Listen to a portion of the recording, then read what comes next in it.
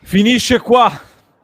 Napoli-Inter è 1-1. Questo è il risultato finale dopo una battaglia in trincea lunghissima e durissima. Il Napoli pareggia e alla fine stava anche per beffarci in uno scontro diretto che arrivava dopo il pareggio dell'Atalanta, che non ha approfittato. L'Inter rimane in vetta alla classifica dopo essere andata in vantaggio e dopo un secondo tempo in cui però ha un po' rinunciato a giocarsela. Simo, io ho visto un'Inter stanchissima, un'Inter cotta, un'Inter che ha avuto un accanimento a livello di problemi fisici sulle fasce, che sta creando tantissimi problemi, perché ti sei presentato a Napoli con solo 2 esterni a disposizione e in più uno dei 2, cioè Di Marco, si fa male a gare in corso e allora ti trovi costretto a cambiare più e più volte modulo, con Inzaghi che ha chiamato 10 moduli differenti nell'arco di 15 minuti nel secondo tempo. Un'Inter che si è abbassata tanto, si è scoperta tanto al gioco del Napoli e alla fine il gol purtroppo arriva con la difesa che era anche abbastanza schierata. È un Inter che non ha approfittato delle possibilità di andare in contropiede. Sembrano aver vinto un po' le 2 difese piuttosto che gli attacchi, perché entrambi gli attacchi sono stati abbastanza innocui in termini di occasioni create, soprattutto il nostro, perché non siamo mai riusciti a punire in contropiede. Sì, ma era una battaglia difficilissima, con il Napoli che si vedeva che aveva preparato questa partita alla morte al 200%. Noi arrivavamo anche dalla gara di Coppa Italia.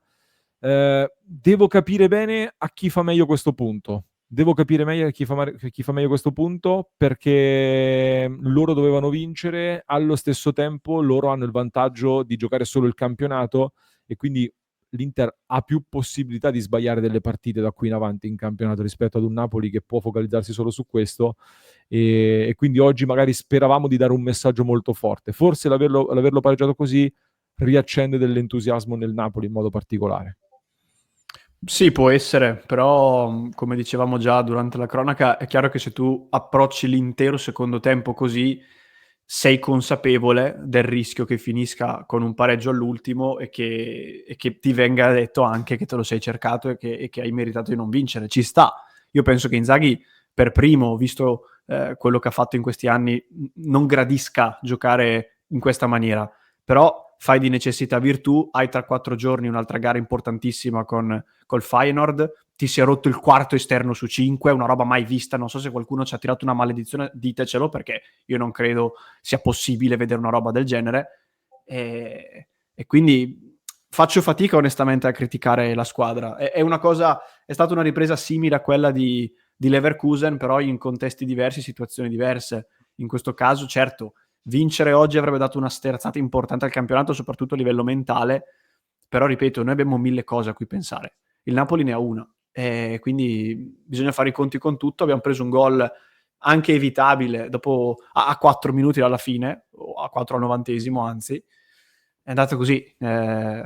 Io percepisco sulla mia pelle le difficoltà della squadra, la stanchezza e i problemi, quindi non riesco, dico la verità, ad essere arrabbiato, e quindi la giudico così. Stavo pensando, tu citavi Leverkusen, a me a un certo punto ricordava forse di più la partita con l'Arsenal, visti i tantissimi calci d'angolo che ci sono stati. Mi vengono a dire 2 cose, Simo, e adesso leggiamo anche la chat. In chat ci sono tantissimi commenti contro il cambio di Bastoni, perché già è successo altre volte che dopo l'uscita di Bastoni è arrivato il gol, tantissime critiche ad Inzaghi per questo. Per me non avremo mai la riprova, ecco, che con Bastoni in campo quel gol non fosse arrivato. Praticamente abbiamo preso gol alla prima vera sbavatura della fase difensiva e Acerbi è stato molto arrabbiato con tutta la fase difensiva in vari momenti della gara. Bastoni, ragazzi, bastava vederlo perché è stato cambiato, non è Inzaghi, cioè aveva fatto, è uscito a bocca aperta, sembrava in crisi d'ossigeno. Aveva fatto un intervento poco prima di uscire dove si vedeva palesemente che era cotto, è andato a fare quell'intervento in netto ritardo. Mi dispiace perché era stato il migliore in campo insieme a Di Marco, probabilmente. Di Marco è stato il più pericoloso di tutti in avanti nel primo tempo, e Bastoni è stato bravissimo dietro. ed era veramente cotto quando è uscito. Partita condizionata anche dai problemi, perché lo stesso Ciala ha subito quel colpo nel primo tempo, da lì non si è mai più ripreso, anzi da quel colpo è sembrato uscire dalla partita anche mentalmente, in una gara in cui ci sarà tanto da discutere anche dal punto di vista arbitrale, adesso ci arriviamo. Dall'altro lato, Simo, a me sembra di dire che comunque Conte aveva studiato alla perfezione, o almeno la possibilità di partire con Gilmour per giocarsela di più e poi buttare a gara in corso un giocatore fisico come Billing che arriva dalla Premier League con quel ritmo lì, ha fatto la differenza. Vabbè, decisamente. Il Napoli delle armi dalla panchina le aveva, anche se magari non sono giocatori irresistibili, però lo stesso Okafor, giocatore brillante che può puntare l'uomo, un Gong ancora di più, Billing entra in area e distrugge qualunque ostacolo si trovi davanti col fisico che ha.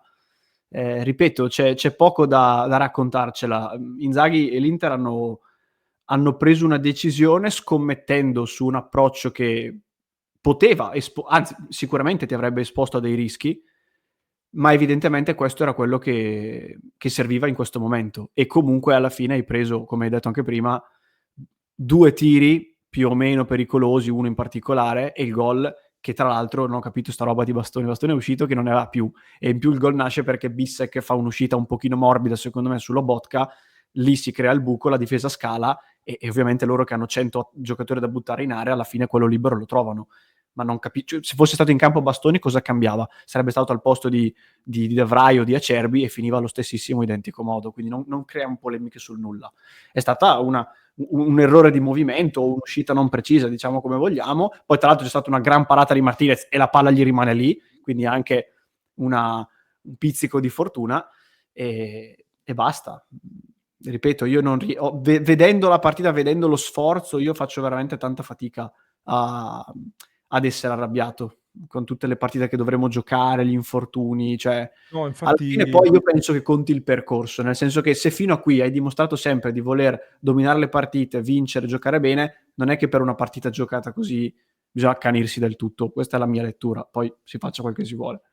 no, adesso rispondo anche ad un po' di commenti. No, visto che in tanti state facendo il paragone con la Champions, dall'altro lato il Napoli ha giocato la Champions come intensità, come ritmo. È stato un Napoli, ragazzi, molto diverso da quello che abbiamo visto nelle ultime partite, che nei minuti finali calava sempre e aveva difficoltà. Stasera è cresciuto invece, è cresciuto tanto. Cioè si è visto comunque che era un Napoli diverso, che comunque è alla quinta partita di fila che non vince, quindi anche loro stanno avendo delle difficoltà. Tanti dicono dei preparatori atletici che abbiamo. L'Inter sicuramente sta avendo dei problemi, ma l'Inter è la squadra che sta giocando più di tutte, con la stagione più lunga di tutte, e ha infortuni come ce li ha il Napoli, perché anche al Napoli, da Anghissà a tutti gli altri, Olivera appena rientrato, aveva tanti problemi anche, ha avuto tanti problemi anche il Napoli, che gioca una partita a settimana, quindi è proprio una stagione che è così difficile e complicata. Risultato giusto, dice EC, che ringraziamo. Lele84 dice non portiamo a casa nessun big match male. Sì, anche se prima dicevamo a livello di big match come scontri diretti veri e propri abbiamo battuto l'Atalanta, che è lì, e 2 pareggi col Napoli. Questi sono gli scontri diretti. Col Milan non lo è, visto che è una squadra di mezza classifica. Giuseppe, partita uguale al Leverkusen, hai fatto 2 tiri. Soprattutto nel secondo tempo, Simo, io però mi aspettavo un po' di più intanto nel coinvolgere Frattesi quando, quando l'hai buttato dentro la mischia, almeno cercare un tentativo di innescarlo per il contropiede. Ci siamo riusciti con Dumfries, che però non è riuscito a calciare. Gli attaccanti sono stati serviti poco e male, quindi è stato sicuramente difficile creare qualcosa con gli attaccanti così. Tra l'altro su Thuram c'è la sensazione che magari non fosse al meglio e che quell'intervento che gli fa Rachmani nel primo tempo è un intervento comunque duro, che gli va sulla caviglia, non è stato nemmeno sanzionato. Certo che se gli ammonisci il difensore centrale come dovresti fare da regolamento dopo 11 minuti, la partita potrebbe leggermente cambiare. Andrea Frattesi, quando deve difendere il risultato, non può mai entrare. Se fate caso, il gol arriva per una sua uscita sbagliata in pressione. Sì, nel senso che Lobotka penetra troppo facile, e anche in una seconda occasione Lobotka penetra veramente troppo facile da quel lato là.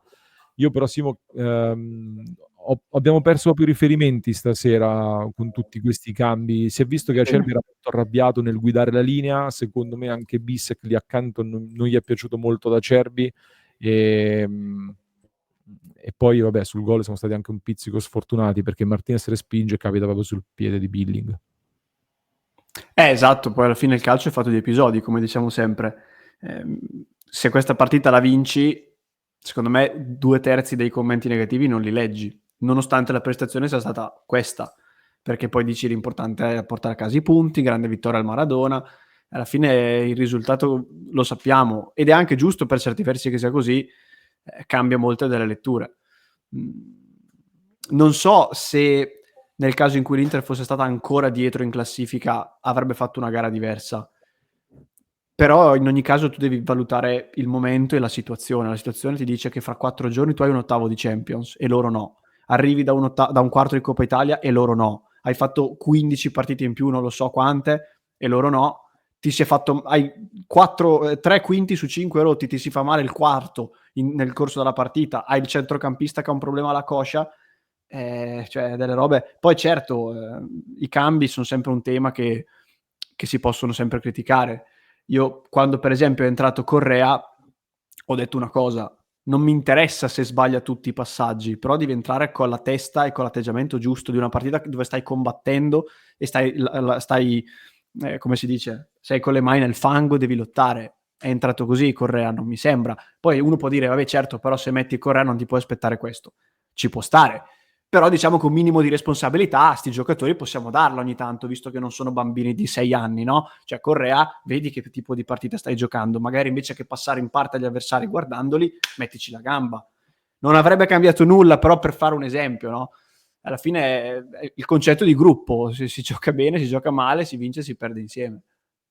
Contro squadre fortissimo, perché cioè, adesso ci stiamo dimenticando, oggi giocavi sul campo di una delle squadre più forti in assoluto da anni a questa parte, non da quest'anno. E poi giustamente in chat Gisi dice sì, tolto Di Marco è stato il caos tattico, ma Sì. non solo, nel senso che l'Inter sicuramente come atteggiamento poteva far meglio, sono d'accordo nel secondo tempo, ma secondo me non era semplice. Ma tutti presenti in questa partita qua con Di Marco, che è stato il migliore del primo tempo, o comunque il migliore soprattutto in fase offensiva, devi toglierlo. Çalhanoğlu, che era l'equilibratore giusto, quello che comunque aveva fatto bene nelle ultime partite del suo ingresso, che dopo quel colpo non è stato mai in partita, e gli attaccanti che non sei riuscito praticamente ad innescarli quasi mai, perché tra l'altro dietro comunque Rachmani e Buongiorno sono stati bravissimi, perché come all'andata i due difensori hanno annullato i nostri attaccanti, così come i nostri difensori hanno annullato i loro attaccanti anche all'andata. Quindi su questo ci siamo equivalsi. Tu togli gli attaccanti Ciala e Di Marco, hai tolto diciamo il cuore pulsante dell'Inter, la costruzione dell'Inter di fatto. Quindi c'erano delle oggettive difficoltà. Chi è entrato non ha dato un grande impatto, assolutamente. Io considererei anche questo. Sulle tante occasioni che ha avuto il Napoli non lo so, perché comunque nel primo tempo l'occasione con Di Marco che non riesce a calciare in porta non ci finisce nelle occasioni. Il tiro di Di Marco col mancino che era penetrato in area di rigore, che è stato deviato in calcio d'angolo, pure nelle occasioni non ci finisce. Anche noi avevamo creato. Io non lo so, Simo, ti dico la mia chiosa e poi andiamo in chiusura. Il pareggio è un buon risultato per il Napoli perché avendo solo il campionato è più probabile che saremo noi a potenzialmente potremmo perdere noi qualche punticino in più, in teoria sulla carta. E poi mi ricordo che a Napoli l'Inter storicamente non ha mai, cioè ha sempre avuto difficoltà. Mi ricordo sono stati 20 anni tipo senza vittorie, quindi ricordiamoci, è vero che la storia non va in campo, sono d'accordissimo, però è il segno che devi giocare contro un avversario e l'avversario in questo caso soprattutto era forte. E loro hanno potuto gestire la partita seguendo anche le scelte dell'allenatore, noi abbiamo dovuto reagire ad una serie di problemi fisici. Su Bastoni, ragazzi, non lo so, non so che dirvi, nel senso che adesso in chat in tantissimi state dicendo Bastoni non lo togli mai, anche per me andava tolto Bissek, perché Bissek lo vedevo un po' disorientato fin dall'inizio della partita e secondo me Acerbi si è innervosito anche per questo, ma no, non sono d'accordo su Mkhitaryan e Acerbi, non sono all'altezza. non sono d'accordo. Mkhitaryan ha fatto un'ottima partita e Acerbi pure non gli critico nulla, ha fatto una chiusura nel primo tempo preziosissima. E stavo dicendo, ecco, ho dovuto fare delle sostituzioni di reazione. Io non so dirvi se con Bastoni dentro non avremmo preso gol, ma Bastoni, ragazzi, era cotto totalmente. Cioè, come facciamo ad avere la certezza che con lui non avremmo preso gol? Non lo so. Io avrei tolto Bissek, questo sì, probabilmente, però forse avrei tolto sia Bissek che Bastoni a quel punto, perché tenere un giocatore che non si regge in piedi non capisco l'utilità. Poi, Simo, non so se c'è altro da aggiungere secondo te. No, sui precedenti hai detto bene, avevo molte più sconfitte che vittorie al Maradona. Stavo rivedendo l'azione del gol, io non vedo la pressione sbagliata di Frattesi, cioè non capisco. Lobotka passa di fianco a Zielinski, Frattesi è lì vicino ma non entra di fatto nell'azione. Poi su McTominay, Bissek esce provando a mettere pressione e non gli strappa il pallone, Lobotka scatta con Zielinski che non lo segue, quindi forse è Zielinski che sbaglia, se proprio vogliamo dirne uno. Arrivando in corsa mentre Bissek è fermo, Bissek non riesce a recuperarlo, si inserisce con spazio, la difesa scala. Cosa avrebbe cambiato avere Bastoni in campo? Non capisco. De Vrij scala nella zona di Bissek per murare Lobotka, Acerbi scala nella zona di De Vrij, Dumfries scala nella zona di Acerbi con un pizzico di ritardo perché comunque doveva tenere Ngong, la palla arriva a Billing che calcia al culo che la palla gli rimane lì e fa gol. Cioè, non lo so, io non capisco cosa avrebbe cambiato Bastoni in questa azione. Non riesco a capirlo. Niente, La capala.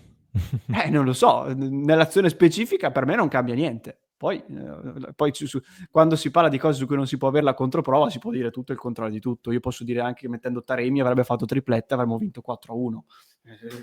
Cioè, non lo so, vale tutto allora. Vale anche che faranno polemica su Dumfries per il tocco di mano in area di rigore quando manca un calcio di rigore gigantesco, clamoroso per McTominay su Dumfries. Fortunatamente l'Inter una frazione di secondo dopo trova il gol con Di Marco su calcio di punizione. Chiudiamo qui la nostra clip e a parte poi faremo altre considerazioni più a freddo con la nostra community su passioneinter.club, mi raccomando. Clicca sul tasto iscriviti qui sotto.